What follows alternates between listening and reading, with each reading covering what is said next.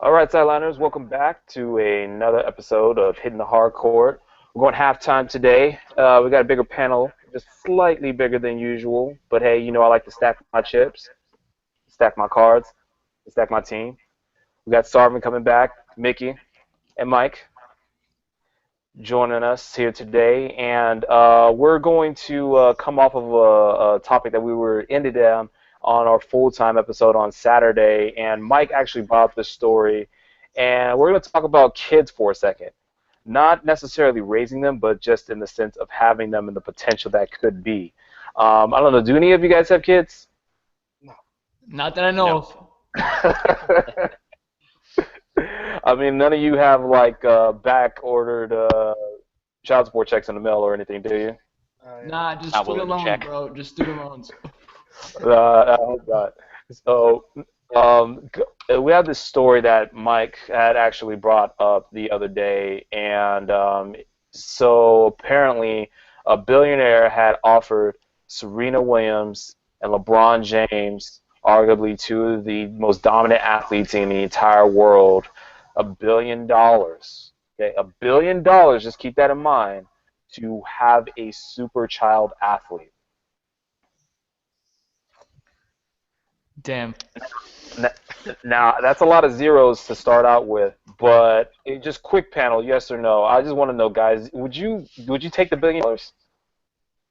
If I'm LeBron, yeah. Why not? If I'm anybody, hell yeah, it's $1 billion. I don't know the last day I ever said, yo, I don't need $1 billion. Probably Cube doesn't need that. I mean, you have LeBron James who just signed $1 billion deal. Serena Williams is coming off one of the most dominant performances in tennis history, and then you have their physique, and I could just imagine this. And I don't want to use a word in like any type of negative connotation, but the most freakishly athletic person in the entire world who probably had genes as close to Adonis as you can get, which would have the quickest, most powerful feet and arms, would probably be one of the first people to jump from the three-point line and have 150-mile-an-hour tennis serve. And probably their yells combined would probably shake the entire planet. Facts.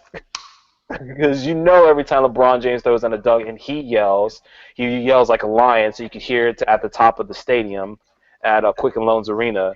And every time Serena yells, well, no one ever wants to try and return her serve the next volley. So I think that those noises would amplify each other, and essentially you would have yourself $1 billion project. But ethically, I'm sorry, I couldn't do that. I couldn't take the $1 billion. Like, I would want to ask my wife right now, it's like, hey, if someone offered us $1 billion to have a super kid, would you be okay with that? I'm pretty sure for $1 billion. It's just $1 billion. You add another couple zeros. I mean, this isn't like Warren Buffett or anything like that. I mean, $1 billion is still a lot, though. You add a couple more zeros. What you gonna do with all that money, honestly, in one lifetime? Think about it. Like, if you got $1 billion, you're pretty good in the club. You're pretty good for life, and your kids' lives are pretty set. But I'm gonna get real Mark Cuban about this and think about the ethics and put them to the side and just be like, dude, we'd have the greatest athlete of all time. Okay.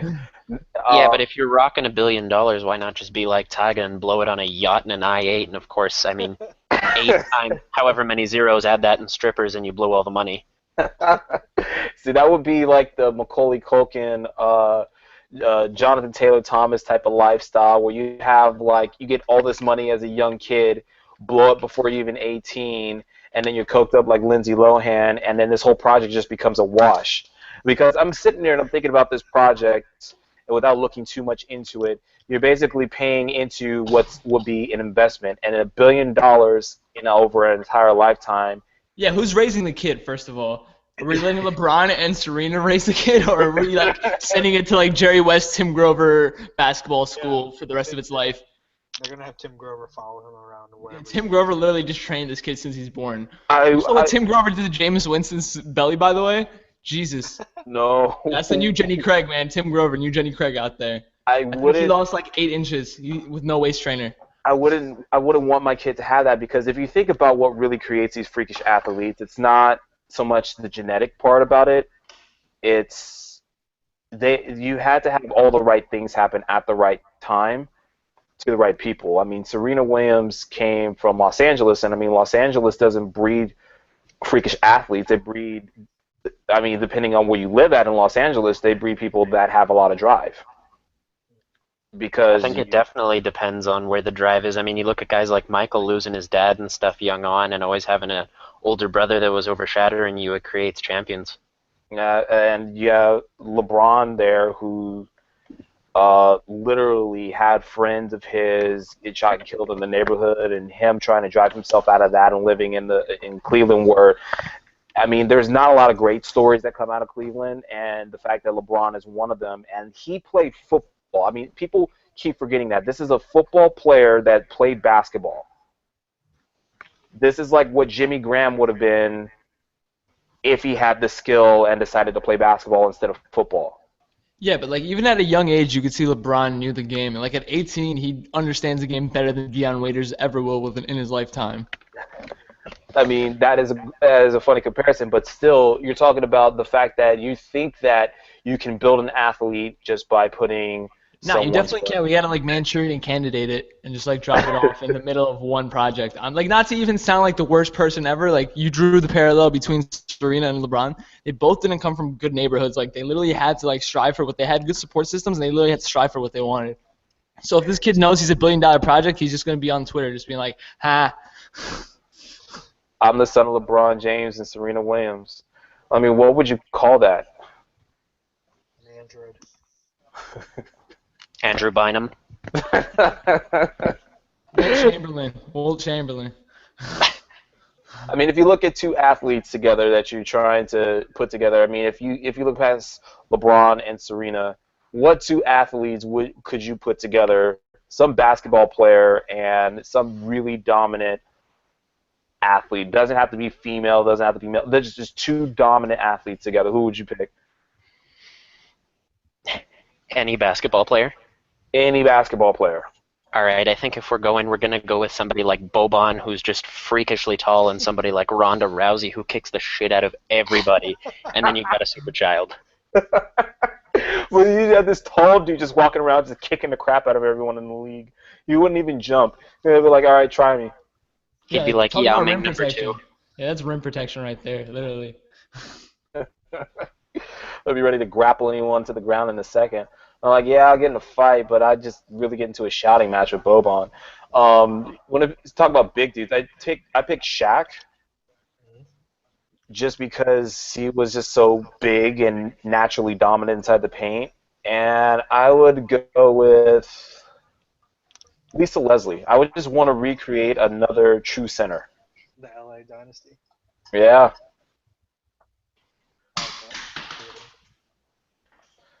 What about you, Mike? Who would you pick? Diana Taurasi.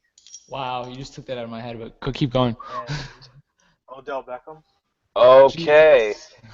Showboat child of the century. Wow. Yeah, but you gotta talk Okay, about so- natural talent and natural leadership. Yeah. Jesus Christ, that's a matchup. The kid will have the jump shot like Taurasi, and then bunnies like ODB. That's super hands, man. You could toss that to that kid in the paint all day. Doesn't matter how that the kid would catch the ball, he will recover on his feet and then just flip it up towards the basket, and that would be at least an easy 20-25. Yeah, the most annoying 25 you've ever seen in a night. Like, we talked about Serena and LeBron yelling after points. Like, this kid would be the most annoying kid of all time. Literally If going you up to wanna the coach. If you want to go to Craig skip Sager the and be yelling, like, you got to get Cordell Beckham in there. Same freakish athlete, just without the showboating. Not yet. Until he's Hello? Cordell Beckham looks like Serena and LeBron's kid, like literally just a fair version. I'm not even gonna. If you want to like build a team of like 5 kids from the neighborhood, you have to wonder who the parents were. And my point guard would have to be two really. I'd have to pick like Chris Paul, and I would pick Allison Felix. I don't even know who Allison Felix is, honestly. Wow, you gotta watch your Olympics, son. We gotta. Wait, no, Isn't that the track 500 meters, girl? No, never mind. Yes. Oh my gosh. She has the same like year span as Melo in the Olympics, pretty much. Actually, she was the athlete of the year when LeBron was the athlete of the year at the same Exactly. in high No, school. I Yeah. remember now. Yeah. Got a couple gold medals. I mean, you guys Just run a couple, just a couple. just a couple. She's But not she's not Michael Phelps yet, but like she's still doing it because she doesn't run seven races. yeah, I mean, it's kind of hard to do that running. It's a little bit different from water. But that aside, I mean, you're talking about a point guard, natural leadership. Of course, might be a little bit of a baby, but speed. You want to talk about a point guard that can run from court in to court in 7 seconds or less. They'd be running your D'Antoni offense in no time. Probably would be the entire offense because everyone would just be left in the dust. Probably one of the only athletes in the entire league that could keep up with LeBron James speed-wise. Yeah, after the first 20 feet. Yeah. LeBron, the first 20 feet is bummy, but Yeah, he has that catch-up speed, that closeout speed for you. it's literally that Marshawn Lynch speed. Literally, it's once he gets 20 yards down the field, he just gets a booster. It's like a mushroom in Mario Kart, and he's just Yep. I'm out, guys. All right, bye. Bye. I'm gonna get the ball now. But yeah, I got one too. I was gonna say Phil Mickelson and Jerry West just for utter failure purposes, but now that Mike got me thinking, I'm thinking T-Mac and Becky Hammond. Could you imagine that point guard? The talent of T-Mac with the brain of Becky Hammond. Let's just think about this. Overall, T-Mac was a talent overall. Nobody can deny that. When he was pulling up in the 06 All-Star game, he was literally pulling up from 45 Steph Curry range and was pulling up on people. But he just didn't care consistently. And you have the consistent mentality with that. Any person that honestly Diana Taurasi or Becky Hammond, just swap them in and out. Mm-hmm. Yeah, I mean, it would be Mia Hamm, because no more Garcia Parra ain't making nothing with Mia Hamm. But Yeah, I was thinking Mia Hamm Ronaldo. oh, dude, but which Ronaldo? If we're talking about failure pairings here, I think we have to go with Brian Scalabrine and Brittany Griner. There you gotta. I think Brian did the best player. I don't know. I mean, if you get Brian Scalabrine and anyone, it'd be insta fame. I mean, at least your kid will be most popular kid to ever make a meme. You're the son of the GOAT, Scalabrine. Dude, I can't see a Ginger Griner crossing. That would be the most. I'd feel so bad for that kid. I don't know if Scalabrine charisma would be able to help him bounce back from that. Honestly, That'd be a stretch. 2K creation. It'd be a stretch, Blake Griffin. Yeah, I was just about to say that. Oh, dude, Blake Griffin does exist. I mean, the reason why for anyone that's listening in, the reason why this discussion ever came up is because talent, we realize that talent for, at least in the NBA, has successfully begotten talent.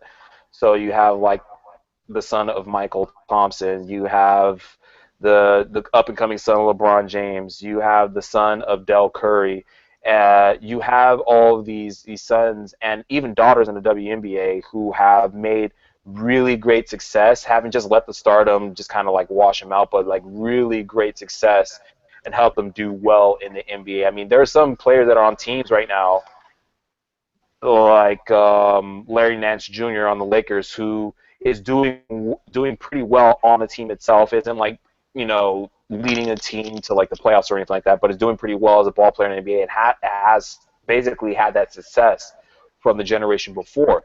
And so it kind of makes you wonder, this guy that's offering this $1 billion, is he really kind of getting away with the steal here? Because, I mean, the son of anyone that's the top 10 anything in the NBA or the top 10 anything in their sport, you're increasing your likelihood of not only that person being successful, but being very lucrative for years to come.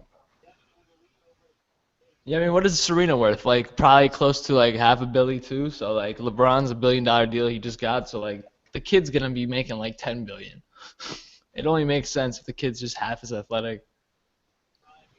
I don't even think you need both for him to be a huge success. Because I mean, you look at guys even Luke Walton, following Bill Walton, who's a Hall of Famer, but he's not the GOAT or anything. But I mean, he's got one parent that was a star, and now another one. I mean, I don't know what Austin Rivers is going to be, but oh God, I think that Portland game was his peak, though. Honestly, I have no ill will towards Austin Rivers, but that Portland game when he took the bow to the face, I don't know. That was some I don't know. Doc Rivers must have just literally just taken over his body through mind transfer. His ceiling's definitely Jason Terry. That's as high as he's going. Yeah, but Jason Terry helped win a championship. Like, that's crazy. Yeah, I know. Jason Terry, the Dallas literally depended on Jason Terry. So did Boston. Oh Yeah, yeah, Dallas. they picked him up in the offseason. They're like, yep, this is what we needed to get over the hump. That's those two teams that he single-handedly helped win. It is true. That baseline jumper is not to be messed with. I mean, we forget about it, but even Kobe's got Joe to look up to as somebody who was a damn fine NBA player. Yeah, Exactly. or Kyrie's dad. Yeah, Ben Simmons too.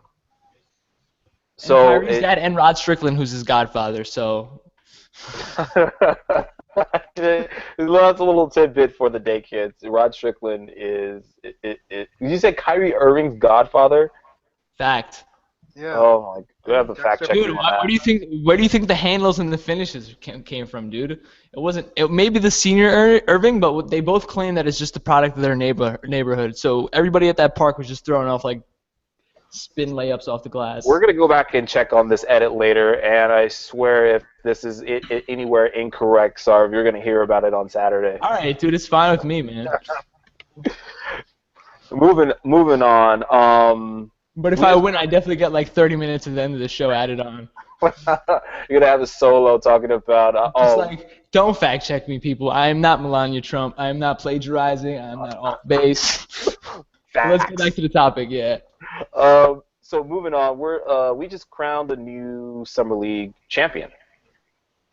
And for anyone that doesn't know, apparently Denzel Valentine is a GOAT.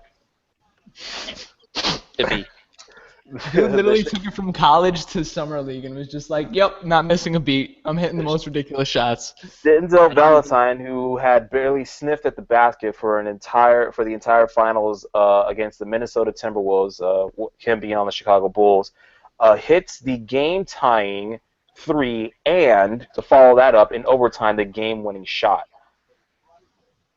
Thoughts on Denzel Valentine being, I don't know, possibly the next Michael Jordan hitting game-winning buzzer beaters? It's the 45, I'm telling you. It's the 45. It's the comeback MJ number. He's ready. You guys Dude, are those killing. shots look like the worst kid at the park that like just ends a game and like you literally just you want to tell him that it was the luckiest thing he's ever done in his life, but you can't. You just lost. Like the He had a good form run was for the terrible. Spartans. Like what was that? Like the top of the key one, the one to end the game. I've never seen anything at like. Ugly. I've never Yeah. seen that pivot foot jump shot like combination. Like I've never seen a progression like that before, unless it was like in a high school game. So I have a couple of friends that actually I know some guys that do some things with body mechanics, and I like to show them basketball jump shots because I like to show how the knees just so naturally collapse in on each other, and it looks kind of like you're bowling a chicken. And Denzel Valentine's knees basically went concave when he did that pivot move, and I was wondering if this was an actual jump shot or if he just kind of fell to the ground or if his legs gave out from under him. But I guess that's his jump shot right now, and it's probably one of the most. I mean, the first one. You know what it did reminded in. me of? Who did it remind still you of? went in. Tayshaun Prince. Oh God. Tayshaun Prince has the longest face in the NBA, and it bothers the hell out of me. Has anyone ever seen Tayshaun Prince's legs though when he doesn't make a jump shot? Nah, I don't watch him take jump shots. Only win Defensive Player of the Year a whole bunch of times for no reason. I just know his feet are behind the line in the corner. That's all I know. Or he's taking a terrible shot. I don't know The what real takeaway from the D League this year wasn't actually Denzel going all GOAT. Was the fact that the D League All Stars beat the Pelicans summer team, and that the Pelicans are now in the D League. Yeah, we're doing a Premier League relegation style, dude. D-League All-Stars about to win the Leicester City NBA Finals types run right now. I'm telling you. Just don't even give the Pelicans a team this year. They're just D League quality.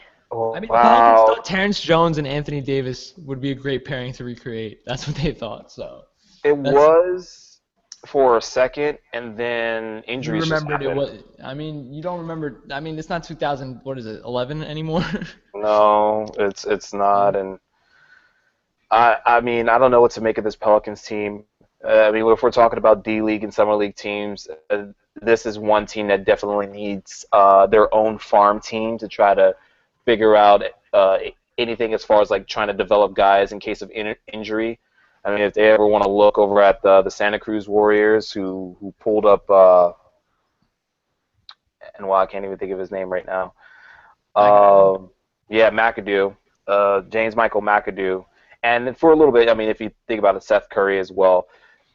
Great farm system right there, just immediate access. New Orleans Pelicans need to look at that because right now there's probably not so many guys on their D-League team that could possibly make an NBA roster anywhere else, but they would have a good chance of just having a high rotation to try to get out of whatever pit hole they dug themselves in after that huge Anthony Davis injury last year.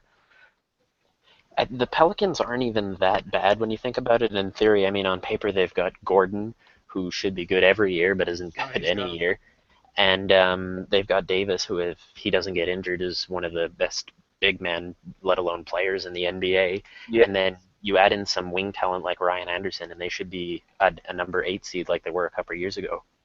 Did Ryan Anderson sign elsewhere this offseason? Houston? Yeah, both. Yeah. Yeah, so Houston pretty much just pulled like the 2.0. Let's see if the Pelicans can work around James Harden. Yeah, but they still have Healed, who I think is going to be pretty damn good. oh, speaking of Healed, he got shut down. Yeah, he got shut down in the semifinals.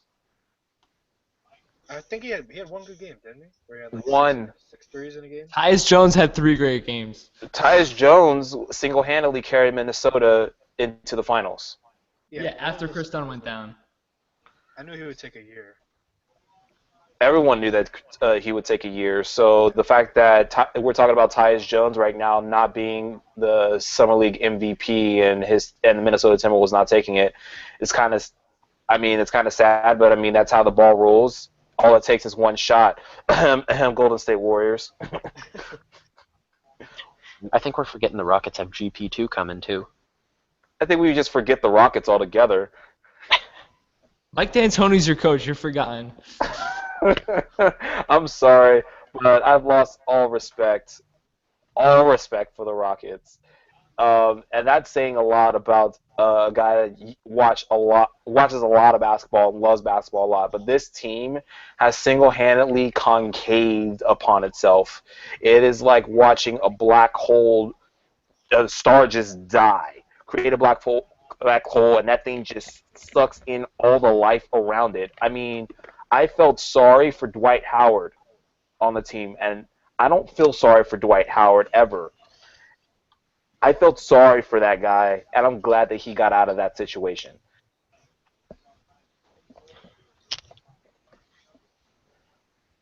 When we talk about the Rockets, I think we can't forget either that 10 minutes after every shot goes up, somebody is hanging on the rim, and that person is Josh Smith trying to put back a putback dunk after James Harden puts on a spin move and then throws it off the glass, and it goes wide, and we're all staring, and it's 5-on-1 for the Washington Wizards coming down, and the only man playing defense is Clint Capella because he knows if he takes a charging foul, they've already got 5 teams, so he can go to the line and brick a couple of free throws and feel good about himself. Clint Capella tried to take a charge against Kobe. Look how that worked out.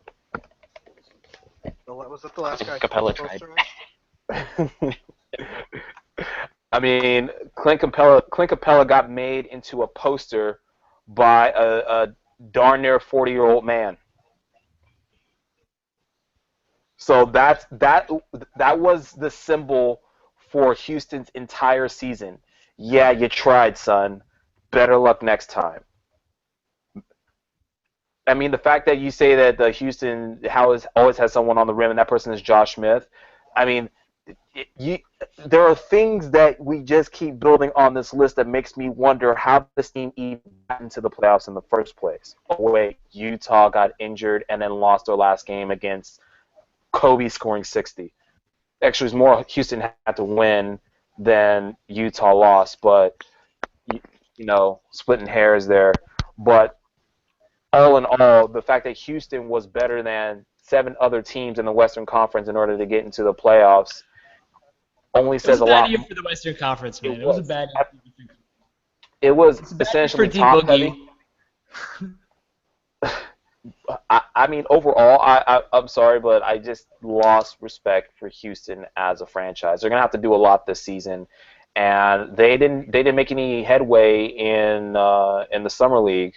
I mean, there are teams that are miles beyond them as far as their young talent, and watching a lot of these kids come up, it's gonna be kind of sad to watch a team like Houston, who had so much talent around it, lose a lot of it because of the fact that I don't know. Maybe it's just like that friend you never take to at a party. They just can't keep their stuff together. All I know is like Houston is a great reminder for the Boston Celtics not to blow it up and like get another superstar next to Al Horford and trade away all their young assets. Like that's literally what happens. Like you trade for James Harden, you get rid of young assets, and then the young assets are, I don't know. They pretty much like bunked their own fund of players, and they became good when they weren't ready to be good, and they didn't have enough like in the pipeline. Maybe they'll do a New York or something like that. Hire a bunch of international talent and have them come over. Sure, Lou Holtz will be very happy with that team. I just figured out what international talent they need for when they play the Grizzlies is what's that guy's name that Carter posterized in 2000, the 7-footer plus that Vince Carter just completely destroyed. Weiss, I think. Frederick Weiss. Frederick Weiss. Weiss, whatever. Yeah, that they need to bring him aboard. That guy. Which poster year was that? That was the one where he jumped over him. Yeah, and put his nuts on his like forehead. Yeah, like he literally just went over homie. Like homie caught the nuts to the forehead, and then Carter was like, "All right, I'm gonna elevate a little bit higher and just go completely over you, but I'm gonna get the screenshot first." Click, click, click, just all the way up. Speaking of bringing things over the border, just talking real serious, real quick. I know we're kind of hopping topics, but just short on time here today. Very serious topic. We're bringing politics into the fold for a little bit. As you guys know, or for any of you that don't know, Donald Trump won the Republican nomination today, and there are nothing but, I'm sorry, but everything that happens with Trump now has been a one joke after another. And if this were made into any sort of a movie, you could make it completely serious, just recreate it. Just do a couple different actors, maybe a couple comedians, and you would think this entire thing would be a joke. But today, we're speaking at the Republican National Convention. Lou Holtz, for those of you that don't know, that coached at the University of Notre Dame, Fighting Irish, decided to come out and say that basically he was against immigrants. And shouts out to Bleach Report for blowing up my phone with this story, because that was the highlight of my day in the middle of slaving away at work. But I mean, just what do you guys think about this topic in and of itself? A coach, a guy part of the Hall of Fame, coming out and speaking against what is a very huge topic when it comes to sports, as it is in general. Well, he called Mexicans drug dealers and rapists. I mean, if that doesn't shout Victor Cruz is going to be behind you in a few minutes, I don't know what does, but I mean, it's kind of sickening. Okay, we're talking about that Trump said that. Like, did Lou Holtz say that, though? Because I know Lou Holtz came out against just immigration in general. And in fact, it was reported that he had said, and I'm finding the quote here, that he said I don't want to celebrate your holidays. I sure as hell don't want to cheer for your soccer team. And it was also noted to say I don't want to speak their language. So this is coming from a college football coach, where college football isn't highly recruited outside of the United States. But you're talking about a school that its actual true name is French.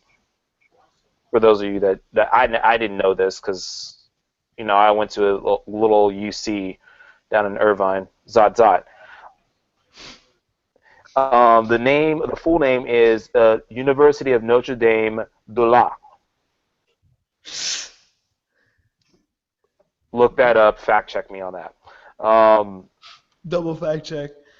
But if you if you go back and you look at the history of sports and how it's developed, you have to look at the history of this country.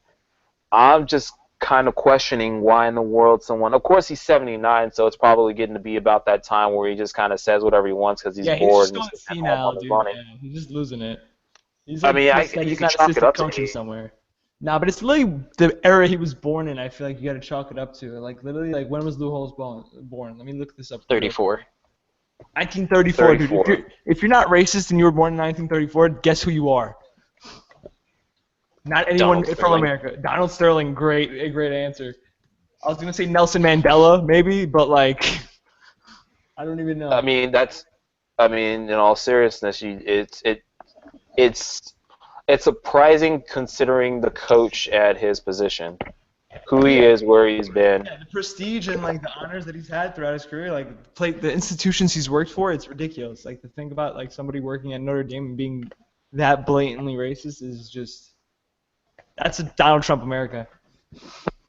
Could you imagine Wilt before he hits the dust just coming out and saying, you know what, I hate Mexican people. Thanks, everybody.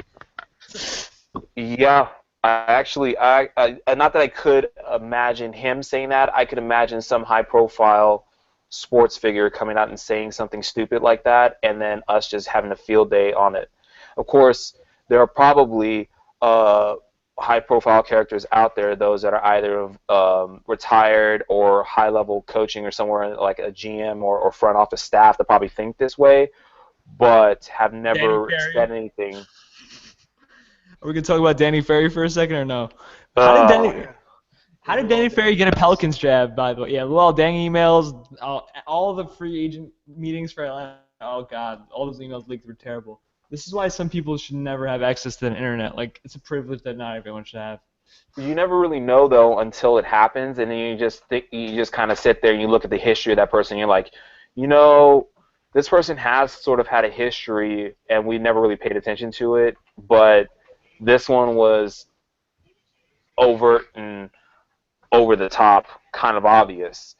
And with this statement by Lou Holtz, it just kind of makes you think like how many people, how much of our personnel that we've crowned to say go into sports glory, into our Hall of Fames, whether it be for the team or for the sport itself, that we go back and say, maybe that person shouldn't have been given the a nod just because of their character, because that's part of sports. I truly believe that if you are in a sport, especially a sport like basketball or football or even baseball, especially those three, you're going to have someone that is not that's not American that's going to come on and play your sport.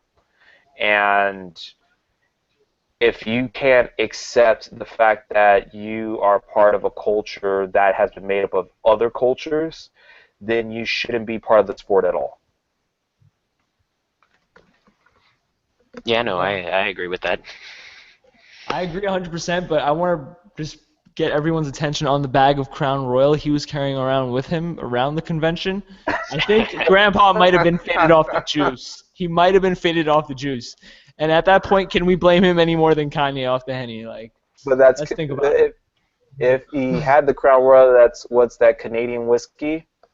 Yeah. He had the bottle in the bag walking around the convention. This is another fact check you can bring up if you want.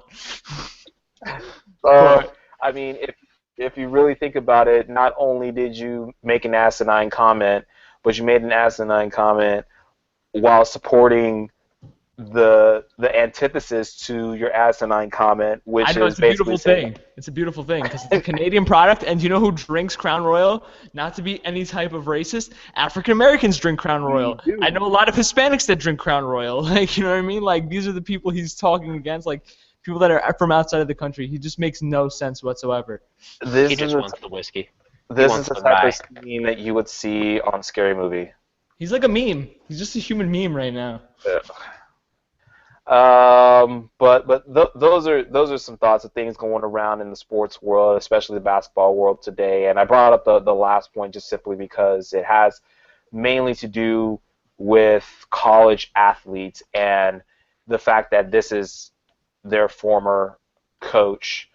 This is a guy that's been on several college broadcasts, and I'm not entirely convinced that he's got like some sort of support behind him at this point. I would be totally shocked if someone didn't come out at this point and speak out against his comments, or if a statement was issued on his behalf rescinding those comments. But all in all, some good stuff today. I'm not sure how far we've gotten with kids. I'm not sure any of you will be successful fathers in life, considering that you would sell your kids for $1 billion.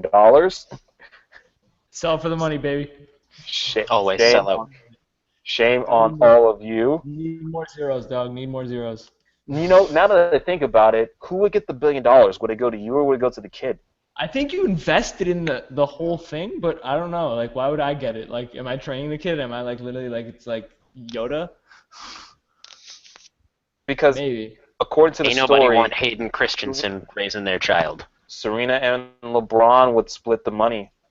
Oh yeah, because we're doing it for the carrying of the egg and the sperm is what we're paying for with $1 billion, right? It's like have this child and then move on. Yep. Would you maybe for those of you that end up listening in later, we'll take a poll. Would you sell your kid for $1 billion? Just if you were some sort of athlete, would you consummate with another athlete just so that way you can earn $1 billion? I'm just gonna leave it at that. Thanks for joining us, everyone, today for the halftime version of Hitting the Hardcourt. Tune in on Saturday. We'll have an even bigger panel. I, of course, won't be there because I will be on a short vacation, but I'll be joining you guys again next Saturday. Same bad time, same bad channel, early in the morning, 9 a.m. PST. Until then, this is Hitting the Hardcourt, and we are signing off.